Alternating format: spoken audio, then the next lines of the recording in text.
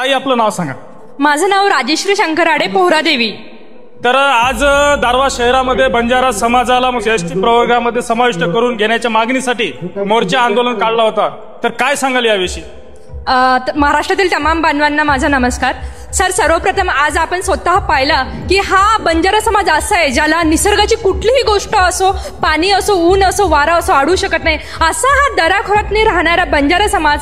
आमची काही वर्षापासून जी मागणी आहे सर, ते म्हणजे बंजारा समाजाला एसटी आरक्षण मिळावं. ही मागणी सर आमची संविधानिकरित्या वैध आहे. कारण की जे निकष आहे लोकू समितीनुसार, सोबतच कलम 342 नुसार आदिवासी होण्याचे ते 5ही निकष आम्ही पूर्ण करते. त्यामध्ये जर सांगायचं असल्यास आदिम वैशिष्ट्ये, विशिष्ट संस्कृती, भौगोलिक अलगाव, मुख्य समाजापासून तांडा अलग आणि 5वा म्हणजे मागासलेपणा. तर या 5ही निकषमध्ये आम्ही मुख्यपणे बसतो. म्हणून आमची मागणी संविधानिकरित्या आहे. तर मी जे लोक आम्हाला विरोध करत आहे, माझ्या आदिवासी बंधू, मी त्यांना सांगते, काल एका मंत्र्याने कदाचित वक्तव्य केलं की आमची मागणी ही संविधानिक नाही आहे म्हणून. तर मी साहेब तुम्हाला इथं तुमची मुलगी तुम्हाला सांगत आहे की आमची मागणी ही संविधानिक आहे. कारण की अनेक पुरावा आमच्या जवळ आहे. हैदराबाद गॅजेट असो, मद्रास गॅजेट असो, सीपीआय बेरार गॅजेट असो, यासारख्या भारताच्या प्रत्येक गॅजेटमध्ये बंजारा समाजाला आदिवासीचा उल्लेख केलेला आहे.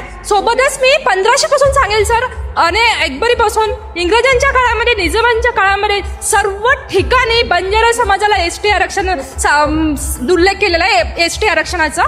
तर मला या ठिकाणी महाराष्ट्रातील तमाम बांधवांना, सोबतच माझ्या आदिवासी बांधवांना मला सांगायचं आहे की साहेब, आमची मागणी घटनात्मकरित्या व संविधानिकरित्या वैध आहे. तर आम्हाला विरोध नका करू, तर सहकार्य करा आणि हा जातीवादीचं राजकारण इथे संपवा. कारण की महाराष्ट्राला आणखी कुठेतरी आपल्याला पुढे जायचं आहे, विकासाच्या प्रवाहात जायचं.